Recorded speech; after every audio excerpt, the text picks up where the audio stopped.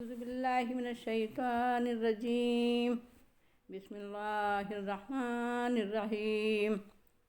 يا أيها الذين آمنوا لا تقربوا الصلاة وأنتم سكارى حتى تعلموا ما تقولون ولا جنبا إلا عابري سبيل حتى تغتسلوا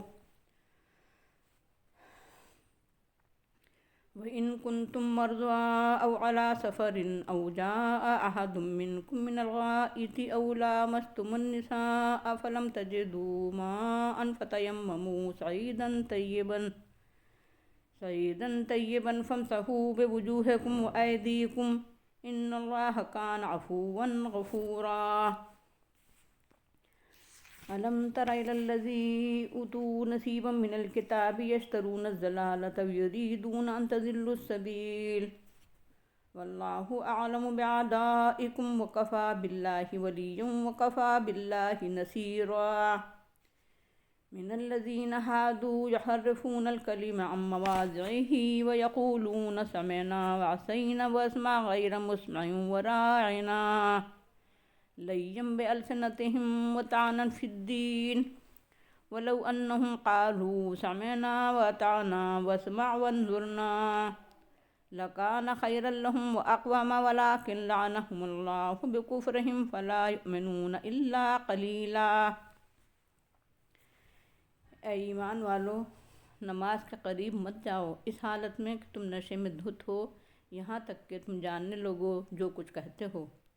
اور نہ حالت جنابت میں مگر رات سے گزرنے کے لیے یہاں تک کہ غسل کر لو، اور اگر بیمار ہو یا سفر پر ہو یا تم میں سے کوئی قضاء حاجت سے آیا ہو یا تم عورتوں سے ہمکنار ہوئے ہو، بس تم نے پانی نہیں پایا تو تم پاک مٹی سے تیمم کر لو، تم مسح کرو اپنے چہروں پر، اپنے ہاتھوں پر، یقیناً اللہ معاف کرنے والا اور بخشنے والا ہے۔ کیا تم نے ان لوگوں کو نہیں دیکھا جن کو کتاب کا ایک حصہ دیا گیا، وہ گمراہی خریدتے ہیں اور تم کو بھی راہ راست سے گمراہ کرنا چاہتے ہیں، اور اللہ تمہارے دشمنوں کو خوب جانتا ہے، اور اللہ حمایت کے لیے کافی ہے اور مدد کے لیے اللہ کافی ہے۔ جو لوگ یہودی بن گئے ہیں ان میں سے کچھ لوگ ایسے ہیں جو کلموں کو ان کی جگہ سے پھیر دیتے ہیں اور کہتے ہیں سمعنا، ہم نے سن لیا، وعصینا، لیکن ہم مانیں گے نہیں، اسمع، سن، غیر مسمع، تو بہرا ہو جائے،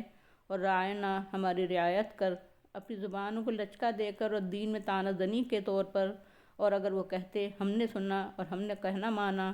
اور سنیے اور ہمارا لحاظ کیجیے تو ان کے لیے بہتر ہوتا اور صحیح عمل ہوتا، لیکن اللہ نے ان کے انکار کی وجہ سے ان پر لعنت کی تو وہ ایمان کم ہی لائیں گے۔ یہ سورہ نساء کے 7ویں رکوع کی صرف 4 آیات ہیں جن کی تلاوت کی گئی اور ترجمہ پیش کیا گیا۔ آئیے ان میں غور و فکر کریں۔ اے ایمان والوں کے خطاب میں جو باتیں ملحوظ ہوتی ہیں ان کو ایک بار پھر تازہ کر لیجئے۔ اللہ چاہتا ہے کہ ایمان والوں کو اپنے ایمان کا احساس رہے، وہ اپنے منصب ایمان کو ہر وقت محسوس کریں تاکہ ہر اس حرکت و عمل سے اپنا دامن زندگی پاک رکھ سکیں جو ایمان کے منافی ہو۔ اس طرح اللہ تعالیٰ کے پیش نظر ایمان والوں کا اعزاز و اکرام ہوتا ہے۔ گویا اللہ تعالیٰ فرماتا ہے اے میرے وفادار بندو، اے میرے اطاعت گزار بندو۔ اس طرح اللہ تعالیٰ ان ہدایات اور احکام کی اہمیت اور قدر و قیمت واضح فرمانا چاہتا ہے جو اس خطاب کے بعد دیے جاتے ہیں کہ یہ اور یہ تمہارے ایمان کا تقاضا ہے۔ ان آیات میں جو ہدایات اہل ایمان کو دی گئی ہیں وہ یہ ہیں: نشے کی حالت کوئی اچھی حالت نہیں ہے، اس حالت میں نماز پڑھنا تو درکنار، اس کے قریب بھی نہ جاؤ، اس حالت میں مسجد میں قدم نہ رکھو، اس حالت میں خدا کے سامنے مت حاضر ہو۔ اس سے پہلے سورہ بقرہ آیت 219 میں شراب کے سلسلے میں یہ بات آ چکی تھی کہ اگرچہ اس میں کچھ منافع اور فوائد بھی ہیں مگر اس کا گناہ اس کے منافع سے بڑا ہے، چنانچہ بہت سے اہل ایمان نے اس پہلی ہدایت ہی سے شراب چھوڑ دی تھی۔ اب یہ دوسرا حکم آیا کہ نشے کی حالت میں نماز کے قریب نہ جاؤ، چنانچہ لوگوں نے پینے کے اوقات بدل دیے۔ اس طرح قرآن نے رفتہ رفتہ ذہن ہموار کیا اور پھر اس سلسلے کا آخری حکم سورہ مائدہ آیت 90 میں دیا گیا کہ یہ شیطانی عمل ہے اور گندہ کام ہے، اس سے اجتناب کرو۔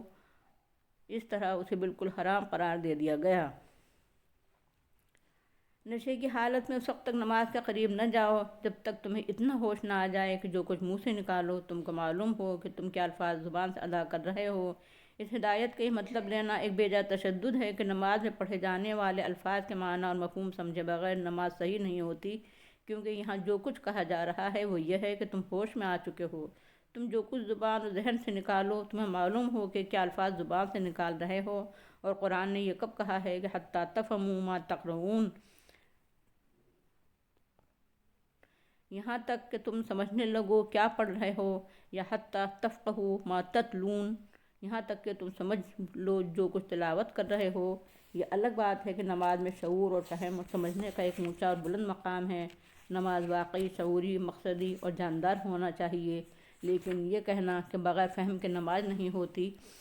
وہ الفضولی کے سوا کچھ نہیں ہے۔ حالت جنابت یعنی بے غسلے کی حالت میں جب تک تم پر غسل لازم ہو نماز کے قریب نہ جاؤ، یعنی مسجد میں نہ جاؤ۔ ہاں، اگر مسجد میں یا اس کے حجرے میں کوئی سو رہا تھا یا اس کی رہائش اپنی بیوی اور بچوں کے ساتھ کسی ایسے مکان میں ہے جس کا راستہ مسجد سے ہو کر گزرتا ہے، اس پر غسل عائد ہو گیا ہے تو مسجد سے گزر سکتا ہے کہ اس کے بغیر کوئی چارہ ہی نہیں ہے۔ بعض لوگوں کا خیال ہے کہ یہ حالت سفر کا حکم ہے، بعض لوگوں کا خیال ہے کہ اس حالت میں صرف نماز منع ہے، مسجد میں جانا اور بیٹھنا روا ہے، لیکن زیادہ صحیح بات یہی ہے کہ غسل فرض ہو تو اس حالت میں نماز پڑھنا اور مسجد میں جانا دونوں ممنوع ہیں۔ ہاں، مسجد سے گزرنے کی اجازت ہے اور صرف سفر تک اسے محدود کرنا بھی درست نہیں ہے، غسل کرنے کے بعد یہ پابندی ختم ہو جائے گی۔ اگر تم بیمار ہو اور غسل یا وضو میں پانی استعمال کرنا تمہارے لیے واقعی مضر ہو، یا تم سفر میں ہو اور پانی میسر نہ ہو، یا تم بول و برات سے فارغ ہوئے ہو اور وضو کے لیے پانی نہ ہو، یا تم عورتوں سے ہم بستر ہوئے ہو اور تم پر غسل عائد ہو گیا ہو، اور اس کے وضو کے لیے یا غسل کے لیے یا تو پانی میسر نہیں ہے، یا حکیم ڈاکٹر نے تمہارے لیے پانی استعمال کرنا ممنوع قرار دے دیا ہے، یا اس قدر سردی ہے کہ پانی کے استعمال سے کسی عضو کے ضائع ہونے یا بیمار پڑ جانے، بیماری میں اضافہ ہو جانے کا قوی اندیشہ ہے، تو وضو اور غسل دونوں کے لیے تیمم کرنا بالکل ویسا ہی ذریعہ طہارت ہے جس طرح وضو اور غسل ذریعہ طہارت ہے۔ پاک مٹی پر ایک بار ہاتھ مار کر پورے چہرے پر پھیر لو اور دوسری بار ہاتھ مار کر کوہنیوں سمیت ہاتھوں پر پھیر لو۔ وضو اور غسل دونوں کا تیمم ایک ہی طرح کیا جاتا ہے، صرف نیت میں فرق ہے۔ تیمم میں نیت فرض ہے، اگر یہ نیت ہے کہ وضو کے بدلے میں تیمم کرنا ہے تو وہ وضو کے لیے ہوگا، اور غسل کے لیے تیمم کیا ہے تو غسل کے لیے ہوگا۔ تفصیلات اور مختلف فقہا کی رائیں فقہی کتابوں میں دیکھنا چاہیے یا علماء کرام سے ربط قائم کرنا چاہیے۔ اگر قصداً اور ارادتاً ہدایت الہی اور احکام ربانی کی خلاف ورزی نہیں کی گئی ہے تو لغزش اور کوتاہیوں کی معافی کی توقع اللہ تعالی سے رکھنا چاہیے، کیونکہ معاف کرنے والا بخشنے والا ہے۔ اے ایمان والو، کیا تم نے اہل کتاب کے ان لوگوں کے کردار پر غور نہیں کیا جن کو تورات یا انجیل کا تھوڑا بہت علم دیا گیا تھا، مگر وہ اس علم کے مطابق عمل کرنے کے بجائے اس کے ذریعے دنیا کمانے لگے اور گمراہی خریدنے لگے؟ تم ان سے ہوشیار رہنا، وہ خود تو گمراہ ہوئے ہی ہیں، وہ تم کو بھی گمراہ کرنا چاہتے ہیں۔ ان کی چاپلوسی سے، ان کی چالاکی سے اور ان کی گمراہ کن اور دشمنانہ پالیسیوں سے تم کو چوکنا رہنا چاہیے۔ یقیناً وہ شخص یا گروہ جو قوم تم کو راہ حق سے ہٹانا چاہے وہ تمہارا دشمن ہے۔ تم دشمنان خدا اور دشمنان اسلام اور مسلمانوں کے دشمنوں سے ہوشیار رہنا، اپنی مدافعت سے غافل نہ ہونا۔ اللہ تمہارے دشمنوں کو خوب جانتا ہے اور تمہیں اسی پر بھروسہ کرنا چاہیے، وہ تمہاری مدد کے لیے کافی ہے۔ اہل کتاب میں سے کتنے لوگ ہیں جو یہودی بن گئے ہیں اور ان کے افکار و نظریات اور ان کا اخلاق و کردار بالکل کتاب الہی کے برخلاف ہو گیا ہے۔ وہ اللہ کی کتاب کے ساتھ بھی اپنی ظالمانہ حرکتوں سے باز نہیں آتے، اس کے الفاظ بدل دیتے ہیں، اس کے معنی اور اس کا مفہوم کچھ سے کچھ کر دیتے ہیں، اور یہ ان کی عادت پڑ گئی ہے۔ اللہ کے آخری رسول صلی اللہ علیہ وسلم کی مجلس میں حاضر ہوتے ہیں تو یہاں بھی شرارت سے باز نہیں آتے اور توہین رسول میں کوئی دقیقہ اٹھا نہیں رکھتے۔ جو معنی الفاظ استعمال کرتے ہیں اور زیر لب مسکراتے ہیں، آوازیں کستے ہیں اور کہتے ہیں ہم ایمان لے آئے، پھر چپکے سے کہتے ہیں لیکن ہم نے مانا نہیں ہے اور نہ مانیں گے۔ زبان کو لچکا دے کر توہین آمیز الفاظ استعمال کر کے اپنے دل کی بھڑاس نکالتے ہیں، اور تمہارا یہ حال ہے کہ تم ان سے ایمان کی توقع لگائے بیٹھے ہو۔ تمہارا جذبہ دعوت اور جوش تبلیغ اپنی جگہ بجا اور درست، تمہیں بہرحال مایوس نہیں ہونا چاہیے۔ تمہیں مشرکین کو، عیسائیوں کو، یہودیوں کو، مخالفوں کو اور دشمنوں کو بھی حسب موقع دعوت دیتے رہنا چاہیے، جیسا کہ نزول قرآن کے دور کے مسلمان دعوت و تبلیغ کے فرائض ادا کرنے میں مستعد تھے۔ اہل کتاب کو یہاں براہ راست خطاب ہے، مگر خطاب کا انداز عمومی ہے، اس لیے ہم بھی مخاطب ہیں۔ اس لیے ان کے علماء اور رہبان سے اور پنڈتوں سے زیادہ توقعات نہیں رکھنا چاہیے کہ وہ کم ہی ایمان لائیں گے، البتہ عوام میں نفوذ کی راہیں تلاش کرنا چاہیے، عوام سے براہ راست دعوتی ربط قائم کرنا چاہیے۔ یا ایھا الذین اوتوا الکتاب آمنوا بما نزلنا مصدقا لما معکم من قبل ان نطمس وجوہا فنردها على ادبارها او نلعنهم كما لعنا اصحاب السبت وكان امر الله مفعولا ان الله لا يغفر ان يشرك به ويغفر ما دون ذلك لمن يشاء ومن يشرك بالله فقد افترى اثما عظيما الم تر الى الذين يزكون انفسهم بل الله يزكي من يشاء ولا يظلمون فتيلا انظر كيف يفترون على الله الكذب وَكَفَى بِهِ اسْمًا مُبِينًا۔ اے اہل کتاب، ایمان لے آؤ اس پر جو کچھ تعلیم و ہدایت ہم نے اتاری ہے، اس تعلیم و ہدایت کی تصدیق کرنے والی جو تمہارے پاس ہے، اس سے پہلے کہ ہم چہروں کو بگاڑ کر پیچھے کی طرف پھیر دیں یا ہم ان پر لعنت کریں، جیسے ہم نے لعنت کی تھی سبت کی بے حرمتی کرنے والوں پر۔ اور اللہ کا کام تو ہو کر ہی رہتا ہے۔ واقعہ یہ ہے کہ اللہ کے ساتھ شرک کیا جائے تو اسے نہیں بخشے گا، اور اس کے علاوہ جس کو چاہے بخش دے گا، اور جس نے اللہ کے ساتھ شرک کیا تو اس نے بڑا گناہ گڑھا۔ کہ ان لوگوں کے بارے میں تم نے غور نہیں کیا جو اپنے نفسوں کو پاکیزہ قرار دیتے ہیں، بلکہ اللہ جس کو چاہتا ہے پاکیزی عطا کرتا ہے اور ان پر ذرا بھی ظلم نہیں کیا جاتا۔ دیکھو کس طرح اللہ پر جھوٹ باندھتے ہیں، اور ان کے لیے یہی کھلا گناہ ہے، یہ کوئی معمولی گناہ نہیں ہے۔ یہ اسی 7ویں رکوع کی بقیہ 4 آیات ہیں، آئیے ان میں غور و فکر کریں اور ہدایت حاصل کریں۔ یعنی تم چونکہ توریت اور انجیل پر ایمان رکھتے ہو، اس لیے اس تعلیم اور ہدایت پر ایمان لے آؤ جو اس تعلیم و ہدایت کی تصدیق کرتی ہے جو پہلے سے تمہارے پاس ہے۔ اللہ پر ایمان ہے، اس کے فرشتوں پر ایمان ہے، اس کی کتابوں پر ایمان ہے، اس کے رسولوں پر ایمان ہے، آخرت پر ایمان ہے۔ یہی بنیادی تعلیم توریت اور انجیل کی تھی اور یہی قرآن کی ہے، پھر ایمان کیوں نہیں لاتے ہو؟ اور سنو، تمہاری کتابوں میں آخری نبی صلی اللہ علیہ وسلم اور آخری کتاب کے متعلق جو پیشن گوئیاں تھیں اور کچھ اب بھی ہیں، ان سب کی تصدیق بن کر آئے ہیں محمد صلی اللہ علیہ وسلم اور قرآن مجید۔ اس لیے تم کو تو آگے بڑھ کر ایمان لانا چاہیے اس حق پر جس نے تمہاری کتابوں کی پیشن گوئیوں کو سچ کر دکھایا۔ یہ دعوت ایمان جو محمد رسول اللہ صلی اللہ علیہ وسلم اور قرآن مجید کے ذریعے خصوصیت سے نزول قرآن کے دور کے یہودی احبار اور رہبان یعنی ان کے علماء اور مشائخ کو دی گئی تھیں، یہ ان کے لیے ایک آخری موقع فراہم کیا گیا تھا، اور اسی کے ساتھ ان کو وعید اور تحدید بھی سنائی گئی تھی کہ تمہارے کرتوت تو ایسے ہیں کہ تمہارے چہروں کو مسخ کر دیا جائے اور تمہارے چہروں کو مٹا کر پیچھے موڑ دیا جائے۔ اگر تم اس انجام سے بچنا چاہتے ہو تو ایمان لے آؤ، ورنہ ہم تم پر اسی طرح لعنت کا فیصلہ نافذ کر دیں گے جس طرح یوم السبت کی بے حرمتی کرنے والوں پر ہم نے لعنت کی تھی اور انہیں ذلیل و خوار بندر بنا دیا تھا۔ یہ دعوت اور یہ وعید اور تحدید دونوں اہل کتاب کے لیے آج بھی موجود ہیں۔ یہ سزا بہرحال ان کو مل کر رہے گی، اگر یہاں نہیں ملتی ہے تو وہاں ملے گی، اور اس سے بچنے اور محفوظ رہنے کا صرف یہی ذریعہ ہے کہ محمد رسول اللہ صلی اللہ علیہ وسلم اور قرآن مجید پر ایمان لا کر سچے مومن اور اچھے مسلم بن جائیں۔ ہمیں بھی سوچنا چاہیے کہ اگر یہودیوں کا سا ذہن اور عقیدے ہمارے بھی ہوں، یہودیوں کا سا عمل و اخلاق اور زندگی ہماری بھی ہو، تو ہمارا بھی انجام ان کے انجام جیسا کیوں نہ ہو۔ رہی یہ بات کہ کیا چہروں کو مسخ کیا جا سکتا ہے،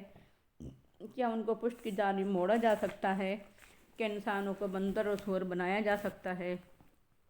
کیا اس قوم پر یا اس علماء اور مشائخ پر لعنت ہو سکتی ہے جس کا دعویٰ یہ ہو کہ ہم اللہ کے بیٹے چہیتے ہیں اور ہم کو جہنم کی آگ مس بھی نہیں کر سکتی؟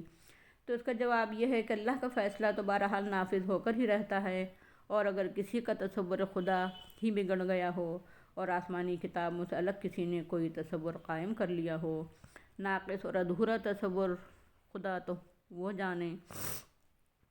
مگر اہل کتاب خصوصاً اور عموماً سبھی لوگ ایک بات کان کھول کر سن لیں، بلکہ دل کے کانوں سے سنیں کہ اللہ تعالیٰ شرک جیسے بدترین گناہ کو معاف نہیں کرے گا، اگرچہ شرک کے علاوہ جس گناہ کو چاہے گا بخش دے گا، در حقیقت یہ بات اہل کتاب سے اور ان تمام لوگوں سے کہی جا رہی ہے جو خدا کو ایک ماننے، ایک کہنے اور ایک جاننے کے باوجود شرک میں مبتلا ہوں۔ یہودی اصلاً توحید کے قائل تھے اور ہیں، مگر حضرت عزیر علیہ السلام کو خدا کا بیٹا کہنے لگے تھے۔ عیسائی اصلاً توحید ہی کے قائل تھے، مگر انہوں نے ابن اللہ اور تثلیث کا ایسا گورکھ دھندا بنا لیا کہ توحید کا تصور ہی غائب ہو گیا۔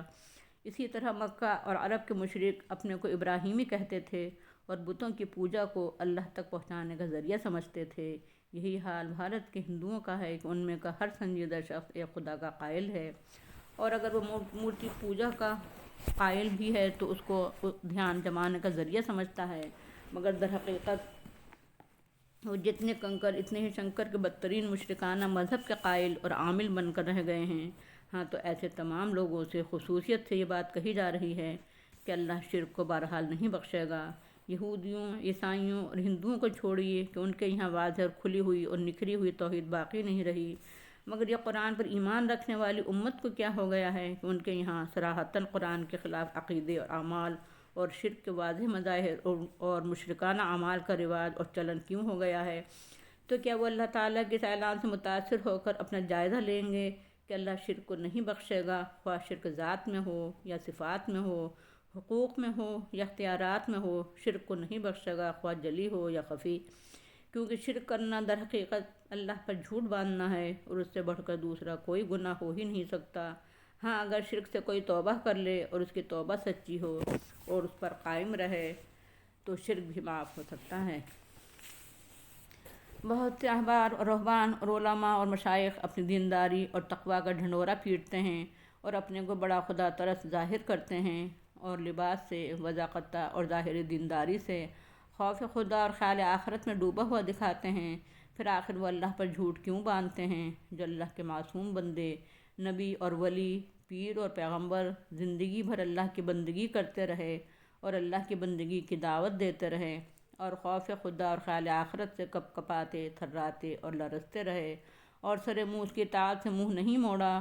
اور گناہ کے تصور سے بھی ترساں اور لرزاں رہے۔ ان کو اللہ کی ذات یا صفات یا حقوق یا اختیارات میں کیوں شریک ٹھہراتے ہیں؟ اس سے بڑھ کر اور کیا جھوٹی تہمت ہو سکتی ہے جو وہ اللہ پر تھوپتے ہیں، حالانکہ جو ہر دین اور روح عبادت سے کون مالا مال ہے یہ اللہ خوب جانتا ہے۔ اللہ کسی پر ذرا بھی ظلم نہیں کرتا۔ جو پاکیزگی نفس، روح تقویٰ کا مستحق ہوتا ہے اسی کو پاکیزگی عطا کرتا ہے۔ شرک در حقیقت ایسا گناہ ہے کہ اس سے بڑھ کر کوئی گناہ نہیں ہو سکتا، خواہ اس کی شکل کوئی بھی ہو، اس کی شکل ارواح پرستی کی ہو یا بزرگان دین کی پرستش کی شکل ہو، یا بت پرستی کی شکل ہو، یا قبر پرستی اور تعزیہ پرستی کی صورت ہو، یا قابر پرستی یا کسی اور پرستی کی شکل میں ظاہر ہوئی ہو۔ در حقیقت شرک ایسا قبیح اور بدترین گناہ ہے جس کو اللہ تعالیٰ توبہ کے بغیر ہرگز نہیں بخشے گا۔ وآخر دعوانا ان الحمد للہ رب العالمین۔ السلام علیکم ورحمۃ اللہ وبرکاتہ۔